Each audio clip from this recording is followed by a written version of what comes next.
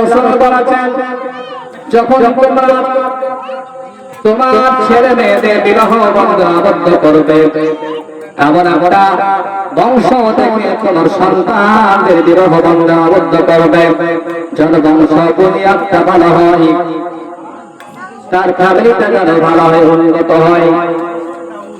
আল্লাহ রাসূল বলেছেন, সে মোতাবেক যদি পিতা মাতা ভালো হয়ে যায়, গাছ যদি ভালো হয়ে যায়, ফলটা অটোমেটিক ভালো হয়ে যাবে। পিতা মাতা যদি শিক্ষিত হয়, সন্তানকে শিক্ষিত করার চেষ্টা করবে। পিতা মাতা যদি মূর্খ হয়ে যায়, সন্তান অটোমেটিক মূর্খ হয়ে যাবে। অতএব আবু সালেহ মুসা জঙ্গি, তিনি আল্লাহ পাকের পেয়ারা বান্দা ছিলেন। আবু সালেহ মুসা জঙ্গি একদিন রাত্রিবেলায় দাজলা নদীর ধারে বসে রয়েছেন। দাজলা নদীর ধারে আবু সালেহ মুসা জঙ্গি রাত্রিবেলায় বসে রয়েছেন। তিনি মনে মনে চিন্তা করেছেন, তিনি অত্যন্ত কৃতার্থ হয়েছেন, খিদা পেয়েছে তার, খাবার কিছু নেই, সঙ্গে তিনি খাবেন। আবু সালেহ মুসা জঙ্গি নদীর কিনারায় বসেছিলেন, নদীর পানি উঠিয়ে মুখ করতেছিলেন, পানি পান করতেছিলেন। এমন সময় সেই নদীর উপর দিয়ে একটা ফল ভেসে যাচ্ছিল। আবু সালেহ মুসা জঙ্গি একটি ফল দেখতে পেলেন, এমন সুন্দর একটি ফল দেখতে পেলেন। আবু সালেহ মুসা জঙ্গি ফলটি দ্বিধাবোধ করে ফলটি উঠিয়ে নিলেন এবং সেই ফলটি একটা কামড় মারলেন এবং সেই ফলটি ভক্ষণ করলেন। ফলটি ভক্ষণ করার পরে আবু সালেহ মুসা জঙ্গি ঘরের দিকে চলে গিয়েছেন, বাড়ির দিকে চলে গিয়েছেন। রাত্রিবেলায় বিছানায় শুয়ে রয়েছেন, বিছানায় শুয়ে তারপরে যেন কি বাধা প্রদান করছে, হে আবু সালেহ মুসা জঙ্গি, তুমি যে সে ফলটি খেয়েছ, সে ফলের মালিককে তুমি কি বলেছ বলো, সে মালিককে তুমি না বলে ফলটি কেন খেয়েছ বলো।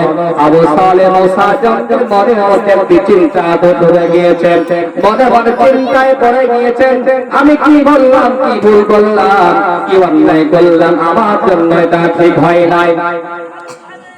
একটা জায়গাতে যদি কোনো জায়গাতে কোনো কিছু করে থাকে, সেই জিনিসটি গ্রহণ করা জায়েজ রয়েছে।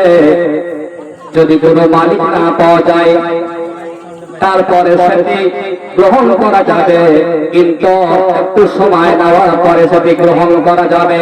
কিন্তু আবু সালেহ মুসা জঙ্গি যে ফলটি ভক্ষণ করেছিলেন, সে আপেলটি খেয়েছিলেন, আপেলের একটি মালিক ছিল, সেই মালিককে তিনি না বলে ভক্ষণ করার জন্য, আপেল ফলটি না বলে খাওয়ার জন্য আবু সালেহ মুসা জঙ্গির মনের মধ্যে একটি চিন্তা প্রদান করতে শুরু করেছে। চিন্তা ঢুকে গিয়েছে, আমি হয়তো ভুল করে ফেলেছি, বাগানের মালিককে না বলে আমি ফলটি খেয়ে নিয়েছি, এটা আমার ঠিক হয় নাই। রাত্রিবেলায় চিন্তায় পড়ে গিয়ে সকাল হতে না হতে তিনি বাড়ি থেকে বেরিয়ে গেলেন। বাড়ি থেকে বেরিয়ে পড়লেন, যে কিনারায় নদীর কিনারায় বসেছিলেন, যে কিনারায় ফলটি তিনি পেয়েছিলেন, নদীর স্রোতে পানি দিয়ে ভেসে আসতেছিল, সেই ফলটি কোন পথ থেকে এসেছিল, সেই সাইড থেকে উজান থেকে হাঁটতে শুরু করে দিলেন। এই বাগানের মালিক নিশ্চয় একজন আছে, এই ফল জায়গা থেকে নিশ্চয় এসেছে, সেই বাগানের খোঁজ আমাকে করতেই হবে। যতই দূর হোক না কেন, যতই আমার কষ্ট হোক না কেন, যতই আমার পেরেশান হতে হয় না কেন, আমি সেই বাগানের মালিকের খোঁজ অবশ্যই আমি করব এবং তার কাছ থেকে মাপ চেয়ে নিব। আবু সালেহ মুসা জঙ্গি নদীর ধার দিয়ে হাঁটতে শুরু করলেন। হেঁটে চলে যায়, হেঁটে চলে যান, অনেকটা পথ অতিক্রম করলেন। বলা হয়েছে কয়েকশো মাইল পর তিনি হাঁটতে শুরু করলেন। হাঁটতে হাঁটতে দিন চলে যায়, রাত চলে যায়, এমন করে করে অনেকটা পথ অতিক্রম করার পরে সম্মুখে দেখতে পেলেন একটা নদীর কিনারায় অনেকগুলো ডাল ঝুলে রয়েছে, অনেক পাতা আপেল ঝুলতে রয়েছে। আবু সালেহ মুসা জঙ্গি সেখানে পৌঁছে গেলেন। তিনি আশ্চর্য হলেন, তিনি সেই জায়গায় পৌঁছা জানেন, মনের চিন্তা দূর হলো, আমি সে বাগানের মালিককে পেয়েছি, বাগানের মালিককে পেয়েছি, আমি সে বাগানের মালিকের কাছে আমি ক্ষমা প্রার্থনা করে নেব। আবু সালেহ মুসা জঙ্গির একটা দুই পা করতে করতে সে বাগানের মধ্যে প্রবেশ করলেন। সে বাগানে যিনি মালিক ছিলেন, বাগান জোগাড় ছিলেন, সে বাগানের মালিকে গিয়ে বললেন, হে বাগানের মালিক, আপনি এই বাগান জোগাচ্ছেন, এই বাগানে একজন মালিক রয়েছে, সে বাগানের মালিক একটু বলুন, আমি তার সঙ্গে দেখা করতে চাই, আমি তার সঙ্গে সাক্ষাৎ করতে চাই। সে বাগানের মালিকের নাম ছিল আব্দুল্লাহ সাহাবী।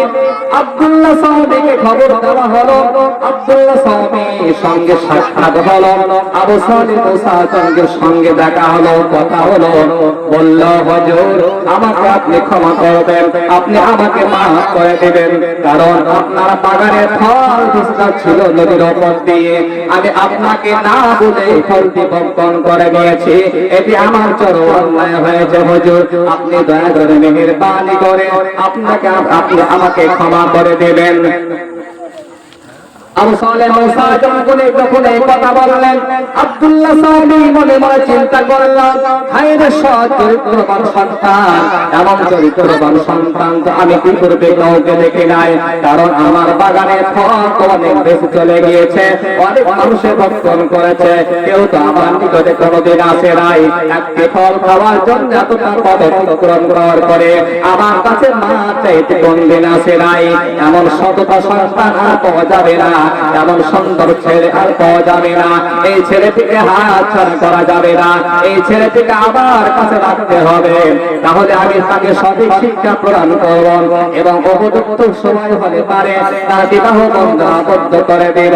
এ মনে মনে চিন্তা করলেন। বাবা বলল, বাবা ঠিক আছে, আমি তোমাকে ক্ষমা করতে চাই, কিন্তু আমার একটা শর্ত তোমাকে মানতেই হবে। আব্দুল্লাহ সাহাবী বলল, বাবা তুমি তো অন্যায় করেছ, ভুল করেছ, ভুল করার জন্য তোমাকে শাস্তি পেতে হবে, তোমাকে ক্ষমা চেয়ে দিতে হবে। এই তোমাকে ক্ষমা চাওয়ার জন্য আজকে আমার শর্ত রয়েছে, আমি তোমাকে ক্ষমা করতে পারি, কিন্তু আমার শর্ত তুমি যদি মানতে পারো আমি তোমাকে ক্ষমা করে দেব, কোনো অসুবিধা হবে না। বলল, বাবা আমার যে বাগান রয়েছে এই বাগান তোমাকে দেখাশোনা করতে হবে, এই বাগানের তোমাকে চর্চা করতে হবে, এই বাগানের কর্মচারী হিসাবে তোমাকে আমার এই জায়গাতে সময় দিতে হবে, একদিন দুই দিন তিন দিন এমন করে অনেকদিন সময় তোমাকে অতিবাহিত করতে হবে। আবু সালেহ মুসা জঙ্গি মনে মনে চিন্তা না করেন, তিনি চিন্তা একটাই রয়েছে তার মধ্যে, আমি তাকে অন্যায় করেছি, ভুল করেছি, এই ভুল থেকে প্রায়শ্চিত্ত পাওয়ার জন্য, এই ভুল থেকে ক্ষমা দেওয়ার জন্য আমাকে যেটা বলবে আমাকে সেটাই মেনে নিতে হবে, আমি সেটাই মেনে নিব, আমার কোনো অসুবিধে নাই, আমাকে যেটা বলবে আমি সেটাই মেনে নেওয়ার পরে যদি তিনি আমাকে ক্ষমা করে দেন আমি আল্লাহ পাকের দরবারে ক্ষমা পেয়ে যাব। কারণ আল্লাহ পাক বলেছেন হুকুকুল্লাহর হুকুকুল ইবাদ, আল্লাহ রাসূল বলেছেন হুকুকুল্লাহর হুকুকুল ইবাদ, আল্লাহ পাক বলেছেন কোন বান্দা যদি কোন বান্দার হক নষ্ট করে দেয়, সেই বান্দা যদি ক্ষমা না করে আল্লাহ পাক ক্ষমা করবেন না, আল্লাহ পাকের হক যদি কেউ নষ্ট করে দেয় আল্লাহ পাক ক্ষমা করতে পারেন, কিন্তু বান্দা হক নষ্ট করার পরে সে বান্দা যদি না যায়, সে বান্দা যদি ক্ষমা না করে আল্লাহ পাক কখনো তাকে ক্ষমা করবেন না। আবু সালেহ মুসা জঙ্গি তিনি সেখানে থাকতে শুরু করলেন, একদিন দুই দিন করতে করতে 3 বছর কেটে গেল। একদিন বলল, হুজুর আমার কি অন্যায়ের ক্ষমা হয়েছে কি বলুন, আমাকে আপনি পরিত্রাণ দিবেন কি বলুন। আবু সালেহ মুসা জঙ্গি বলল, যখন এই আবেদন জানালেন আব্দুল্লাহ সাহাবী বললেন, বাবা তোমাকে আরো কিছু দিনের অপেক্ষা করতে হবে, তবে তোমাকে পরিত্রাণ দিতে পারি। আবু সালেহ মুসা জঙ্গি আবার থাকতে শুরু করলেন, বাগানের চর্চা করতে শুরু করলেন, দেখা করতে শুরু করলেন। এমন একটা সময় আব্দুল্লাহ সাহাবী একদিন দেখে বললেন, হে আবু সালেহ, বাবা আমার একটা মন চাইছে এই বাগানে একটি ফল আমার খেতে মন চাইছে, বাবা আমার জন্য একটি ফল তুমি পেরে আনো। আবু সালেহ মুসা জঙ্গিকে যখন এই কথা বললেন, আবু সালেহ মুসা জঙ্গি এমন একটা গাছের ফল পেরে নিয়ে গেলেন, যেই গাছের ফল একটি তালের আর একটি তালের ফল হচ্ছে মিষ্টি। আবু সালেহ মুসা জঙ্গি কিন্তু জানি না এই বাগানের মালিকের এই গাছের ফল কোনটা মিষ্টি কোনটা টক। তিনি এই ফলটা, যে ফলটি টক ছিল, সেই ফলটি নিয়ে গিয়ে আব্দুল্লাহ সাউমিকে তার কাছে জমা করলেন এবং তিনি যে ফলটি চেখে দেখলেন বাগানের ফলটি হচ্ছে টক। তিনি বললেন, বাবা তোমাকে আমি একটি ফল পেরে আনতে বলেছিলাম, তুমি একটি টক ফল আমার জন্য পেরে এনেছো। এটাই বোঝা গেল সততা এতটাই ছিল, অনেক ফল বাগানে রয়েছে কিন্তু তার জীবনে কোনোদিন ফল একটিও তিনি পেরে খান নাই। এতটাই সততা তার মনের মধ্যে ছিল। আবু সালেহ মুসা জঙ্গি এমন করে করে সময় অতিবাহিত করলেন। শেষ মুহূর্তে আব্দুল্লাহ সাউমিকে বললেন, হুজুর জাহাপানা, হুজুর আমাকে ক্ষমা করুন, একদিন দুই দিন করতে করতে 12টা বছর কেটে গিয়েছে, উপযুক্ত সময় হয়ে গিয়েছে। আবু সালেহ মুসা জঙ্গিকে বলল, হে আবু সালেহ মুসা জঙ্গি, বাবা আমি তোমাকে ক্ষমা করতে পারি, আমার একটি বড় শর্ত রয়েছে, তুমি যদি সেই শর্তটা মানতে পারো বাবা আমি তোমাকে অবশ্যই ক্ষমা করে দেব। আবু সালেহ মুসা জঙ্গি বললেন, হুজুর আপনি আমাকে শর্ত দিন, বলুন কি বলছেন, আমাকে কি শর্ত দিবেন একটু বলো। আবু সালেহ মুসা জঙ্গিকে বলল, বাবা আমার একটা কন্যা সন্তান রয়েছে, আমি তার সঙ্গে তোমার বিবাহ দিতে চাই, এই শর্ত আবার তোমার জন্য রয়েছে। বাবা তুমি যদি শর্ত মানতে পারো আমি তোমাকে পরিত্যাগ করে দেব, আমি তোমাকে ছেড়ে দিব। আবু সালেহ মুসা জঙ্গি বলল, হুজুর আপনি যাতে খুশি হবেন, যাতে আপনি আমাকে ক্ষমা করবেন আমি সেটাই মানতে রাজি রয়েছে। কিন্তু আব্দুল্লাহ সাউমি বলেছিল, বাবা সেটা তো ঠিক আছে কিন্তু আমার কন্যা সন্তানকে যেটা রয়েছে, বাবা আমার কন্যা সন্তানকে হচ্ছে কুৎসিত কালো, আমার কন্যা সন্তানকে হচ্ছে কুৎসিত কালো এবং আমার কন্যা সন্তানকে পায়ে ল্যাংড়া, কানে দহরা, মুখে বোবা এবং চোখে বন্ধ। বাবা এই শর্ত তুমি যদি মানতে পারো এবং তুমি যদি বিবাহ করতে পারো আমি তোমাকে পরিত্রাণ দিয়ে দিব। আবু সালেহ মুসা জঙ্গি বলেছিল, হুজুর আমি সমস্ত শর্ত মানতে মেনে নিলাম, আমার কোনো অসুবিধা নেই, আপনি যেটা ভালো হয় সেটা আপনি করুন। এবারে তার সঙ্গে বিবাহ দেওয়ার জন্য বন্দোবস্ত করলেন আবু সালেহ মুসা জঙ্গি। তার সঙ্গে তার একটা কন্যা সন্তান ছিল, যার নাম ছিল উম্মুল খায়র ফাতেমা। তার সঙ্গে বিবাহ দেওয়ার জন্য বন্দোবস্ত করে দিলেন। সমস্ত বন্দোবস্ত হয়ে গেল। বিবাহ সম্পূর্ণ হয়ে যাওয়ার পরে আব্দুল্লাহ সাউমি বললেন, কি বললেন, বাবা আজকে তোমাদের বাসরঘাট করতে হবে, আমার কন্যা সন্তানকে ওই যে একটি ঘর দেখতে পাচ্ছ সেই ঘরের মধ্যে বসে রয়েছে, তোমার জন্য অপেক্ষায় রয়েছে, বাবা তার সঙ্গে সাক্ষাৎ করার জন্য তুমি সেই ঘরের মধ্যে প্রবেশ করে নাও। আবু সালেহ মুসা জঙ্গি যখন বললেন এই কথা, আবু সালেহ মুসা জঙ্গি সঙ্গে সঙ্গে করলেন কি, সেই ঘরের মধ্যে তিনি প্রবেশ করলেন। ঘরের মধ্যে যখন প্রবেশ করতে গেলেন দেখতে পেন যেন তার ঘরটা আলোকময় হয়ে রয়েছে, এমন উজ্জ্বল অবস্থায় রয়েছে, অন্ধকার ঘরটি যেন আলোকময় হয়ে রয়েছে। ঘরের মধ্যে প্রবেশ করার সঙ্গে সঙ্গে তিনি আবার ব্যাগ চলে আসছেন, কারণ সেই ঘরের মধ্যে একটা এমন একটা রমণী বসে রয়েছে, ফুলের মতো চেহারা, টকটকে চেহারা, তার চেহারাতে নূর চমকাচ্ছে মনে হচ্ছে। তিনি মনে মনে চিন্তা করলেন, আমি হয়তো আবার ভুল করলাম, হুজুর যেটা বলেছেন তার মেয়েটি হচ্ছে কুৎসিত কালো, কিন্তু এই ঘরের মেয়েটি কিন্তু অত্যন্ত সুন্দর চেহারাবান মানুষ, ফুলের মতো চেহারা, আমি ঘরে ভুল করে চলে আসলাম। তিনি আবার পিছনে আসলেন, ঘর থেকে বেরিয়ে আসার পরে বললেন, হুজুর আমাকে আপনি ক্ষমা করুন, আমি সেই ঘরে প্রবেশ করেছিলাম যেই ঘরে অন্য একটি মেয়ে বসে রয়েছে। হুজুর আপনি ক্ষমা করবেন, আমাকে আপনি মাফ করবেন। আব্দুল্লাহ সবাই বলেছিল, বাবা ওই কন্যা সন্তানটি হচ্ছে আমার, ওই কন্যা সন্তানটি হচ্ছে হুরের মতো চেহারা, উজ্জ্বল চেহারা, এমন চেহারা মানবে বাবা, ওটি হচ্ছে তোমার স্ত্রী, ওটি হচ্ছে আমার কন্যা সন্তান বাবা, ওটি হচ্ছে তোমার সঙ্গে তার বিবাহ সম্পন্ন করেছি। বাবা তুমি চলে যাও, চলে যাও। আবার সেই ঘরে প্রবেশ করলেন, তার সঙ্গে দেখা হলো, সাক্ষাৎ হলো, হাত রয়েছে, পা রয়েছে, চোখ রয়েছে, কান রয়েছে, সমস্ত ঠিক রয়েছে, কিন্তু তার বর্ণনা অনুযায়ী কোনটাই কিন্তু মেল হচ্ছে না। আব্দুল্লাহ সাওমি যখন এই কথা বলেছিলেন, আবু সালেহ মুসা জঙ্গি সমস্ত কথাগুলো মিলিয়ে মেলে দেখলেন, কিন্তু তার বিপরীত কথা হয়ে গেল। আবু সালেহ মুসা জঙ্গি তাকে জিজ্ঞাসা করলেন, বললেন, হুজুর আপনি এই কথাগুলো মানে একটু আমাকে খুলে বলুন, আপনি এই কথা কেন বলেছিলেন বলুন।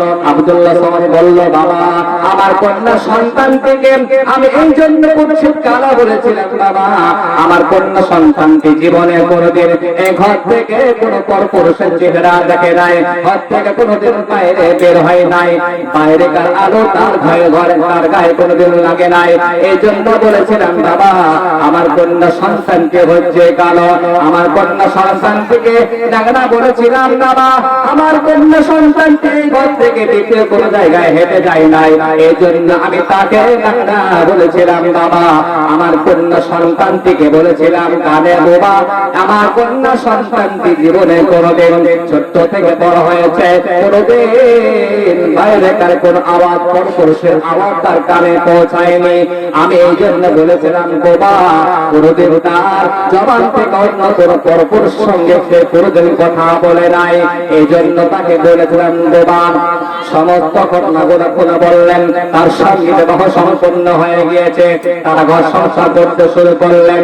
সেখান থেকে তিনার মাধ্যমে আবু সালেহ মুসা জঙ্গি চলে গেলেন, তিনারা স্বামী স্ত্রী থাকতে শুরু করলেন, বসবাস করতে শুরু করলেন, ঘর সংসার করতে শুরু করলেন, একার পরে করে অনেক অতিক্রম হয়ে গেল। কিছুদিন পরে আল্লাহ পাকের তরফ থেকে তাদের মধ্যে আমরা একটা সন্তান দান করলেন, যে সন্তানটা দুনিয়ার বুকে আলোকময় করেছিল।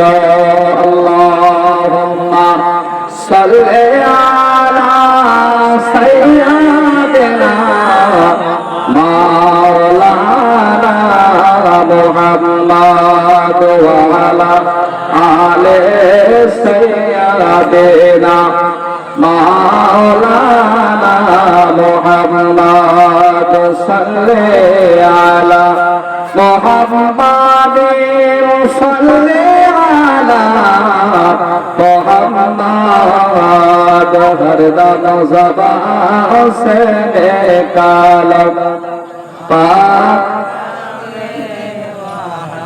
हरदम ज़बान से निकालो शफीआना मुहम्मद सल्लल्लाहु अलैहि वसल्लम। আবু সালেহ মুসা জঙ্গি এবং উম্মুল খায়র ফাতিমা তাদের মধ্যে আল্লাহ পাক তাদের ওরসে একটা সন্তান দুনিয়াতে পাঠাবেন। তিনি মায়ের গর্ভে রয়েছেন, অনেক কারামত রয়েছে, তিনি মায়ের গর্ভে থাকার সময় অনেক বাধা প্রদান করেছেন, কোন অন্যায় পথে যাওয়ার সময় তিনি বাধা প্রদান করেছেন মাকে, কোন ভুল পদক্ষেপ নেওয়ার আগে তিনি মাকে তিনি সতর্ক করে দিয়েছেন। উম্মুল খায়র ফাতিমা তার পেটের সন্তান থাকা অবস্থায় তিনি কিন্তু কোরআনের হাফিজা ছিলেন, তিনি প্রতিটা কাজ যখন করতেন কোরআন তেলাওয়াত করতেন, কোরআন তেলাওয়াত করতে করতে তিনি কিন্তু কাজ করতেন। বর্তমান যুগের মা বোনেরা কাজ করার সময় কিন্তু মোবাইল দেখতে ভোলে না, কাজ করে সিরিয়াল দেখে, কাজ করে গান শুনে, কাজও করে মোবাইলে ঘাটাঘাটি করে, আবার সময় মোবাইলে ঘাটাঘাটি করে, কিন্তু সেই সময় উম্মুল খায়র ফাতিমা কতটা সৎ চরিত্রবান নারী ছিলেন, যিনি সর্বদাই কোরআন তেলাওয়াত করতেন, সর্বদাই আল্লাহ পাকের গুণগান তিনি করতেন। তাই তো তিনি নেককার মনে ছিলেন। উম্মুল খায়র ফাতেমা নেক চরিত্রবান মা, উত্তম চরিত্র মা। উম্মুল খায়র ফাতেমা তার ঔরসে সন্তান থাকাকালীন তিনি কোরআন তেলাওয়াত করতেন এবং তার সন্তানকে কোরআন শুনে শুনে তিনি 18 পারা কোরআন হাফেজের মুখস্থ করে নিয়েছিলেন। উম্মুল খায়র ফাতেমা তার এমন একটা সময় যে তিনি যখন সন্তান জন্ম দিচ্ছেন, সেই সময়টা ছিল রমজান মাসের সময়। রমজান মাসের সময় সবে 7 একের পূর্বে তিনি জন্মগ্রহণ করেছিলেন। সবে 7 একের সময় জন্মগ্রহণ করার পূর্বে সেই সময় ছিল রমজান মাসের সময়। রাত্রিবেলায় তিনি জন্মগ্রহণ করলেন। আব্দুল কাদের জিলানী রাহমাতুল্লাহ আলাইহি তিনি দুনিয়ার বুকে আসলেন। আসার সময় কিন্তু রমজান মাস ছিল। সবে 7 একের পূর্বে তিনি জন্মগ্রহণ করলেন এবং মায়ের স্তনে দুধ পান করেছিলেন। সকাল যখন হয়ে গেল, সবে 7 এক পার হয়ে গেল, যখন আযান হয়ে গেল, সেই সময় থেকে তিনি দুধ পান করা বন্ধ করে দিয়েছিলেন। এমন করে করে সারাটা দিন তিনি দুধ পান করতেন না। আবার যখন সন্ধ্যা হতো তখন তিনি দুধ পান করতেন। আবার যখন সেহরি খাওয়ার সময় হতো তিনি দুধ পান করতেন। এমন করে করে ছোট্ট অবস্থায় তিনি রোজা পালন করেছিলেন। বলুন সুবহানাল্লাহ। আব্দুল কাদের জিলানী রাহমাতুল্লাহ আলাইহি এমন করে করে ছোট্ট থেকে যখন বড় হলেন, 1 বছর 2 বছর 3 বছর যখন হয়ে গেল, তিনি মাত্র পড়াশোনা করতে শুরু করলেন। আস্তে আস্তে বড় হলেন। এমন একটা সময় 29 রমজান শরীফে আমরা যেমন প্রতি বছর যখন 29 রমজান হয়ে যায়, সন্ধ্যাবেলায় চাঁদ দেখার চেষ্টা করি যে চাঁদ হয়েছে কিনা। সময় ক্ষেত্রে 30 রোজা হওয়ার পরেও আমরা চাঁদ দেখার চেষ্টা করি। মেঘ যখন মেঘাচ্ছন্ন থাকে, আকাশ যখন মেঘাচ্ছন্ন থাকে, আকাশে সূর্য চাঁদ দেখা যায় না। চাঁদ দেখার জন্য আমরা সকলে চেষ্টা করি। আগামীকাল ঈদ হবে না, রোজা হবে। 29 রমজান যখন হয়ে যায় আমরা চাঁদ দেখার চেষ্টা করি। 30 রোজা যখন হয়ে যায় আমরা চাঁদ দেখার চেষ্টা করি। এমন একটা সময়ে আবু সালেহ মুসা জঙ্গির বাড়িতে কিছু মানুষ তারা গেলেন। কারণ সেই সময় 29 রমজান হয়েছিল, কিন্তু আকাশে মেঘ থাকার কারণে তিনারা চাঁদ দেখতে পায় নাই। যেমন এই বছর আমরা 29 রমজান সম্পূর্ণ করেছি, কারণ 29 রমজান হয়ে গিয়েছে। কারণ আর বিচার কখন 29 হয়, কখন 30 হয়, এমন করে করে কোন মাস 30 হয়, কোন মাস 29 হয়, কোন মাস 29 হয়, 30 হয়। কারণ আরবি বছরে গণনা রয়েছে 355 দিনে বছর পুজে যায়, আর বাংলাতে 365 দিনে বছর পুজে যায়। এই কারণে কোন মাস আরবি মাস, কোন মাস 29 হয়, কোন মাস 29 হয় এবং 30 হয়। সেই সময় 29 রমজান হওয়ার পরে প্রতিবেশীরা চিন্তায় পড়ে গেলে আগামীকাল পূজা হবে কিনা, পূজা করবো কিনা, কি করে আমরা বুঝবো। সেই সময় ঘড়ি ছিল না, চাঁদ দেখার মতো, গন্তি করার মতো সেই সুযোগ সেই সময় ছিল না। পাড়ার মানুষেরা সবাই চলে গেলেন। তারা বললেন আজকে আমরা এমন একটা জায়গায় যাব যেখানে গেলে পারে সঠিক ফায়সালা পাওয়া যাবে এবং আমরা রোজা করবো কিনা আমরা সেখান থেকে পরিষ্কার হয়ে যাব। পাড়া মানুষেরা আবু সালেহ মুসা জঙ্গি বাড়িতে তারা গেলেন। যারা পরে জিজ্ঞাসা করলেন, হে আবু সালেহ মুসা জঙ্গি, তোমার ঘরে যে বাচ্চা সন্তানটি রয়েছে, সেই বাচ্চা সন্তানটি কি সকাল থেকে কিছু পান করেছে কি বলো। আবু সালেহ মুসা জঙ্গি উম্মুল খায়র ফাতেমার কাছে গিয়ে জিজ্ঞাসা করলেন, হে উম্মুল খায়র ফাতেমা, আমাদের বাচ্চাটি সকাল থেকে কিছু পান করেছে কিনা বলো, সে কি দুধ পান করেছে কি বলো। তার আম্মা জান বললেন, আমার সন্তান সুবিশা থেকে পূর্বে দুধ পান করে নিয়েছে, এখন পর্যন্ত সে কিছু পান করে নাই। বলুন সুবহানাল্লাহ। তিনারা বুঝতে পেরে গেলেন যে আগামীকাল রোজা আমাদেরকে আদায় করতে হবে। আব্দুল কাদের জিলানী রাহমাতুল্লাহ আলাইহি আস্তে আস্তে আমল করে করে বড় হতে শুরু করলেন এবং মক্তবে পড়াশোনা করতে শুরু করলেন। যখন 4-5 বছর বয়স হয়ে গেল, তিনি আম্মা জান মক্তবে নিয়ে গেলেন তার বাচ্চাটিকে শিক্ষা দান করার জন্য। কারণ আল্লাহ পাক বলেছেন, আল্লাহ রাসূল বলেছেন, তালিবুল ইলমি ফারিদাতুন আলা কুল্লি মুসলিমিন ওয়াল মুসলিমা, প্রতিটা মুসলমান নর এবং নারীকে ইলমে দ্বীন শিক্ষা করা হচ্ছে ফরজ। আব্দুল কাদের জিলানী রাহমাতুল্লাহ আলাইহি মক্তবে নিয়ে গেলেন। নিয়ে যাওয়ার পরে শিক্ষকের নিকটে নিয়ে গিয়ে পৌঁছালেন। শিক্ষক মহাশয়কে বললেন, হুজুর, আমার সন্তানটিকে আপনি শিক্ষায় শিক্ষিত করুন, উচ্চ শিক্ষায় শিক্ষিত করুন, যেন আমার সন্তানের ভবিষ্যৎটা উজ্জ্বল হয়ে যায়, আমার সন্তানকে যেন সঠিক শিক্ষা প্রদান করা হয়। আপনার নিকটে আমি রেখে গেলাম হুজুর। শিক্ষক মহাশয় আব্দুল কাদের জিলানী রাহমাতুল্লাহ আলাইহি বললেন, বাবা, তুমি আমার সঙ্গে পড়ে নাও, আউযু বিল্লাহি মিনাশ শাইতানির রাজিম, বিসমিল্লাহির রাহমানির রহিম। যখন আউযু বিল্লাহ পড়িয়ে নিলেন, বিসমিল্লাহ পড়িয়ে নিলেন, তারপরে সূরা ফাতিহা শুরু করলেন। সূরা ফাতিহা যখন শুরু করলেন, সেই সময় আব্দুল কাদের জিলানী রাহমাতুল্লাহ আলাইহি তিনি একাই পড়তে শুরু করে দিলেন। আউযু বিল্লাহ শেষ করলেন, বিসমিল্লাহ শেষ করলেন, সূরা ফাতিহা শুরু করলেন। সূরা ফাতিহা শেষ হয়ে গেল, সূরা বাকারা শুরু করলেন, সূরা বাকারা শেষ হয়ে গেল। এমন করে করে এক পারা দুই পারা করতে করতে 18 পারা কোরআনকে তিনি মুখস্থ শুনিয়ে দিলেন। বলেন সুবহানাল্লাহ। শিক্ষক মহাশয়রা আশ্চর্য হয়ে গেলেন, অবাক হয়ে গেলেন যে এতটুকু বাচ্চা ছেলে কোরআন তেলাওয়াত করছে, মুখস্থ শোনাচ্ছে, কি ব্যাপার, এই বাচ্চাটি কি করে মুখস্থ করলো আর কিরে ভাই এতটুকু পৌঁছালো? এই খবরটা তিনারা জিজ্ঞাসা করলেন, তেরা আম্মা জানকে বললেন। তেনারা আম্মা জান বললেন, হুজুর, আমি সর্বদাই গোপন কাজ করতাম, আমার সন্তানকে গর্ভে নিয়ে আমি কাজ যখন করতাম, আমি কোরআন তেলাওয়াত করতাম, খালি বাসন মাজতাম, কোরআন তেলাওয়াত করতাম, বাড়ি ঘরে কাজ করতাম, কোরআন তেলাওয়াত করতাম। বর্তমান যুগের মা বোনেরা যখন কাজ করবে, কারণ ডাক্তার বলে দেয় তোমাকে এখন রেস্টে থাকতে হবে, তোমাকে কোনো কাজ করা যাবে না, তোমাকে রেস্টে থাকতে হবে। সেই সুযোগে মা বোনেরা, আমাদের ঘরের মেয়েরা, তারা সর্বদাই তিনি গোড়ায় পড়ে থাকে, কারণ ডাক্তার বলেছে কাজ করা যাবে না, কাজ করলে তার সন্তানের অসুবিধা হবে।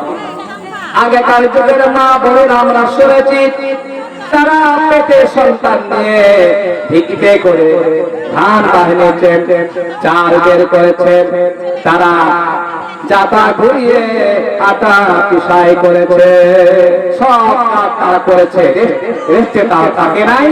এবং পেটে সন্তান নিয়ে, পেটের বাচ্চা নিয়ে মা খালারা বোনেরা সেই সময় তেনারা কাজ করেছেন। কিন্তু আগেকার যুগে এত সিজার ছিল না, এতটা ডাক্তারকে বারবার চেক আপ করাতে হতো না, সহজে আল্লাহ পাকের ইচ্ছাতে বাচ্চা ভূমিষ্ঠ হয়ে যেত।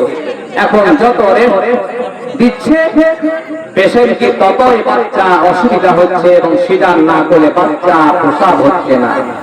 কিন্তু সেই সময় উম্মুল খায়র ফাতেমা তিনি কাজকর্ম করেছেন সন্তান গর্ভে নিয়ে এবং কোরআন তেলাওয়াত করেছেন। বলুন মা খালারা বোনেরা, উম্মুল খায়র ফাতেমা তিনি গর্ভে সন্তান নিয়ে কোরআন তেলাওয়াত করেছেন, তাই তো তেনার সন্তান কোরআন মুখস্থ করেছে। আমরা যদি পেটে সন্তান নিয়ে গান শুনি, সিরিয়াল দেখি, বই দেখি, বিভিন্ন রকমের সিরিয়াল যদি আমরা টিভিতে দেখি, তাহলে আমার সন্তানকে কোন জায়গায় পৌঁছাবে, আমার সন্তানকে কোন জায়গায় যাবে, সেও তো সেটাই শিখবে। সেই তো দুনিয়াতে আসার পরে গান শিখবে, সিরিয়াল শিখবে, বিভিন্ন রকমের ডান্স অটোমেটিক শিখে নেবে, কারণ এটা থিওরিক্যাল বোঝা যাচ্ছে এবং দেখা যাচ্ছে। অতএব যাই হোক মা খালারা বলে না, আমাদেরকে শিক্ষা নিতে হবে যে আমাদের বরফের আব্দুল কাদের জিলানী ও গিলানী রাহমাতুল্লাহ আলাইহি তিনি হচ্ছেন সারা পৃথিবীর ওলিদের ওলি। তিনি জবরদস্ত ওলি ছিলেন বরফের আব্দুল কাদের জিলানী ও গিলানী। তিনি এমন ঘরে জন্মগ্রহণ করেছেন, তার মা ছিলেন নেককারিনী, তার আব্বা ছিলেন নেককার বান্দা ছিলেন, সালেহ বান্দা ছিলেন, আল্লাহ ওয়ালা বান্দা ছিলেন। তাই তিনি দুনিয়ার বুকে এসেছেন সুনাম ধন্য হয়ে, দুনিয়াতে মাথা উঁচু করে, দুনিয়াতে সমস্ত ওলিদের মাথা, সমস্ত ওলিদের তিনার কদম সমস্ত ওলিদের ঘাড়ে রয়েছে। আব্দুল কাদের জিলানী ও গিলানী রাহমাতুল্লাহ আলাইহি এমন করে করে বড় হলেন। এবারে মাত্র পড়াশোনা শেষ করে তিনি মেষ চড়াতেন, মাঠের মধ্যে যেতেন, মেষ চড়াতেন। এমন একটা দিন মেষ চড়াতে গিয়েছেন, গায়েবী আওয়াজ আসলো, হে আব্দুল কাদের জিলানী, তোমাকে শিক্ষা অর্জন করার জন্য আল্লাহ পাক পাঠিয়েছেন, তোমাকে মেষ চড়ার জন্য পাঠায় নাই, তোমাকে আরো উচ্চ শিক্ষা অর্জন করতে হবে বাবা। তুমি এখান থেকে চলে যাও, যেখানে উচ্চ শিক্ষায় শিক্ষিত হতে হবে, তুমি সেই জায়গায় চলে যাও বাবা। তোমার জন্য মেষ চড়ার জন্য আল্লাহ পাক তোমাকে পাঠান নাই। আব্দুল কাদের জিলানী ও গিলানী রাহমাতুল্লাহ আলাইহি তিনার আম্মা জানের নিকটে আসলেন।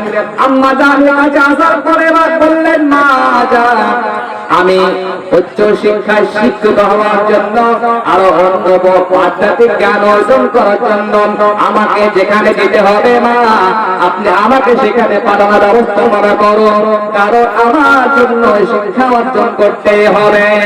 আব্দুল কাদের জিলানী ও গিলানী রাহমাতুল্লাহ আলাইহি তিনার আম্মা জানকে বললেন, যখন আম্মা জান বললেন, বাবা এই সময় উচ্চ শিক্ষায় শিক্ষিত হওয়ার জন্য এমন একটা জায়গায় রয়েছে, যে জায়গা অনেকটা দূর যেতে হবে বাবা, এখান থেকে 400 মাইল দূরে রাস্তা, বাগদাদ নগরে তোমাকে যেতে হবে। বাগদাদ নগর দেখতে গেলে পারে তোমার সঙ্গে সঙ্গী প্রয়োজন রয়েছে এবং অর্থ দরকার রয়েছে, তুমি কি করে সেই জায়গায় পৌঁছায় বাবা? তিনি বললেন, মা অনেক কাফেলা এই পথে চলে যায়, তাদের সঙ্গে আপনি আমাকে পাঠিয়ে দিন। সেই সময় ব্যবসা বাণিজ্য করার জন্য এক দেশ থেকে আরেক দেশ মানুষ যেত। এখন অনেক রকমের সুবিধা মানুষের রয়েছে, গ্রামে গঞ্জে পাড়া বিভিন্ন জায়গাতে ব্যবসায় মানুষ রত রয়েছে, কিন্তু সেই সময় একটা দেশ থেকে আরেকটা দেশে মানুষ যেত ব্যবসা করার জন্য, তিজারতের উদ্দেশ্যে তারা যেত সফরে, ঘোড়ায় চড়ে, উটে চড়ে, বিভিন্ন সওয়ারিতে চড়ে তারা ব্যবসার উদ্দেশ্যে এক দেশ থেকে আরেক দেশে তারা যেতেন। সেই সময় সেই জায়গা থেকে একটি কাফেলা বাগদাদ নগরীতে যাওয়ার জন্য তিনারা রওনা হয়েছেন। আব্দুল কাদের জিলানী ও গিলানী রাহমাতুল্লাহ আলাইহি তিনার আম্মা জান বলল, বাবা তোমাকে আমি তাদের সঙ্গে পাঠিয়ে দিব, তোমার আব্বা জান তোমাদের জন্য স্বর্ণ মুদ্র রেখে রেখেছে, তুমি সেই ঘর থেকে নিয়ে এসো, 80টি স্বর্ণ মুদ্রা রয়েছে বাবা, তোমাকে আমি তোমার সঙ্গে সেই স্বর্ণ মুদ্রাগুলো টাকাগুলো দিতে চাই, যেন তুমি সেগুলো খরচ করতে পারো বাবা। শিক্ষা অর্জন করতে গেলে পারে অনেক খাবারের প্রয়োজন থাকে, টাকার প্রয়োজন থাকে, সেখানে বিদেশ জায়গায় সেখানে তোমার কেউ সঙ্গে থাকবে না, এই জন্য তোমার সঙ্গে কিছু টাকা পয়সার দরকার বাবা, দরকার বাবা, তোমার সঙ্গে টাকাটি আমি দিতে চাই। আব্দুল কাদের জিলানী ও গিলানী রাহমাতুল্লাহ আলাইহি বললেন, ঘর থেকে 80টি দিরহাম 80টি সোনার টাকা বের করে নিয়ে আসলেন এবং বললেন, মা আমাকে 40টি স্বর্ণ মুদ্রা আমার সঙ্গে আপনি একটু দিয়ে দিন, আমি 40টি স্বর্ণ মুদ্রা আমি সঙ্গে নিয়ে যাব। আব্দুল কাদের জিলানী ও গিলানী রাহমাতুল্লাহ আলাইহি আম্মা জান বললেন, 40টি স্বর্ণ মুদ্রা তিনার কবরের নিচে একটি কবর বানিয়ে দিলেন এবং সেলাই করে দিলেন। বললেন, বাবা রাস্তায় যখন তুমি চলবে, যতই বিপদ হোক না কেন, যতই কষ্ট হোক না কেন, যতই মুসিবত হোক না কেন বাবা, তুমি কখনো মিথ্যা কথা বলবে না, তুমি সত্য পথ অবলম্বন করে নেবে, সত্য পথ অবলম্বন করবে, মিথ্যার আশ্রয় নেবে না। এই বলে তিনি আদেশ করলেন এবং সেখান থেকে তেনাকে বিদায় দিলেন। কাফেলার সঙ্গে চলতে শুরু করলেন। অনেকটা পথ যাওয়ার পরে ঘাট অতিক্রম হওয়ার পরে রাত্রিবেলায় একটা ফাঁকা ময়দানে একটা জায়গাতে কাফেলা দলের সঙ্গে যারা ছিল সবাই তাম্বু করে সেখানে আরাম করার জন্য উপস্থিত হয়েছে। এমন সময় কিছু দুষ্ট ডাকাত দল তারা তাদেরকে ধরাও আক্রমণ করলো। যখন দুষ্ট ডাকাতের দলেরা সেখান থেকে যারা ব্যবসায়ী লোক ছিল কে কোন দিকে পালিয়ে গেল, কে মালকে আঁকড়ে ধরলো, যারা মালকে আঁকড়ে ধরলো তাদেরকে তারা হত্যা করলো। অনেক মানুষকে তারা হত্যা করে ফেললো এবং কিছু মানুষ সেখান থেকে পালিয়ে গেল। আর একটা কিনারায় দাঁড়িয়ে আব্দুল কাদের জিলানী রহমাতুল্লাহ আলাইহি দাঁড়িয়ে কান্না করতেছেন, অযথা এনে কান্না করতেছেন। তিনি দাঁড়িয়ে রয়েছেন, ফেলফেল করে তাকিয়ে রয়েছেন, দৃশ্যগুলো তিনি সতর্ক দেখতে রয়েছেন। আব্দুল কাদের জিলানী রাহমাতুল্লাহ আলাইহি এই যখন দৃশ্যগুলো দেখতে পেলেন, ডাকাতের দলেরা সমস্ত মালধনগুলো তারা ছিনতাই করে নিয়ে সেখান থেকে তিনারা চলে যাচ্ছে। এমন সময় সেই ডাকাতের সর্দার সে আসার পরে বলল, তার কাছে গিয়ে বলল, হুজুর ওখানে একটি বাচ্চা ছেলে দাঁড়িয়ে দাঁড়িয়ে কান্না করতেছে। সে বাচ্চাটিকে ডাকাতের দলের তারা বলেছিল, বাবা তোমার কাছে কিছু কি আছে? বাচ্চা ছেলেকে বলেছিল, আমার নিকট 40 সোনার টাকা রয়েছে। তারা বিশ্বাস করেছিল না।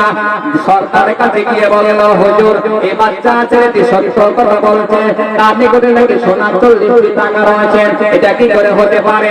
বাচ্চা ছেলেটিকে দেখা হলো, বাচ্চা ছেলেটিকে জিজ্ঞাসা করো। আব্দুল কাদের জিলানী রাহমাতুল্লাহ আলাইহি জিজ্ঞাসা করলো, বাবা তোমার নিকটে সত্যি টাকা রয়েছে?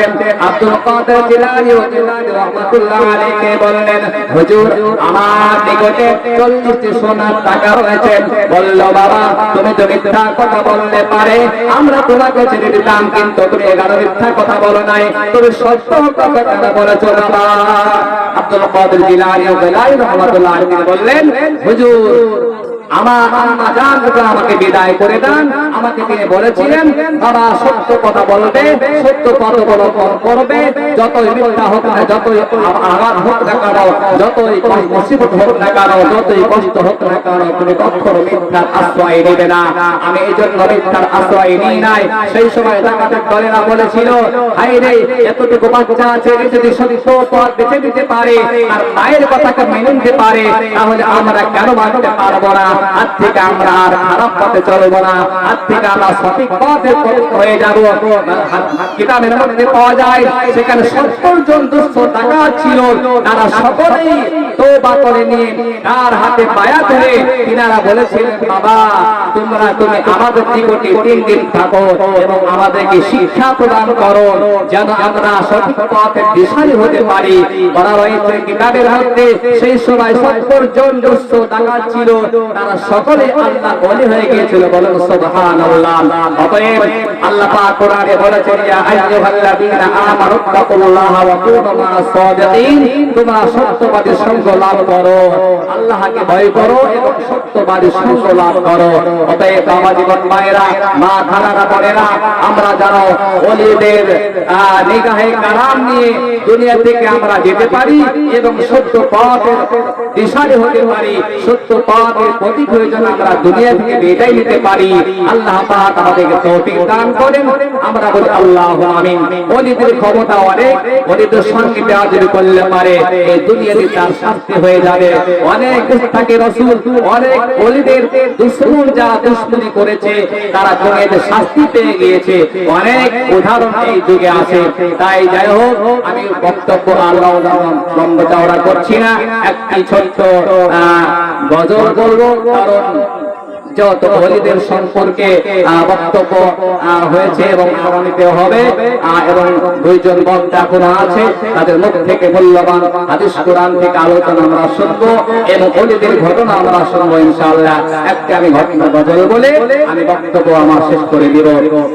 একদিন আকবরে মক্কা শহরে, একদিন আকবরে নদের ধারে বসে কান্দে আপন ছেলের তরে।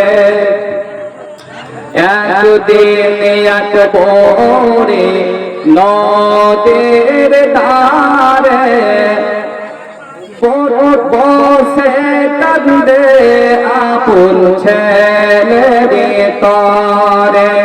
পীর জিলানী যেতেছিলেন সেই পথ ধরে। একদিন এক ভোরে নদীর ধারে বসে কান্দে আপন ছেলের তরে। ডেকে বলে বুড়িকে, ও বুড়ি শোনো না, গৌসুরিয়ায় ব্যথা তোমার বলে তারে দেখো না। ডেকে বলে বুড়িকে, ও বুড়ি শোনো না, গৌসুরিয়ায় ব্যথা তোমার বলে তারে দেখো না। আল্লাহ ওয়ালা পীরের তোমার আসরে, আল্লাহ ওয়ালা পীরের তোমার আসরে পাবে তুমি তোমার সব কিছু ফিরে। কাঁদতে হবে না তো তোমায় আর এমন করে।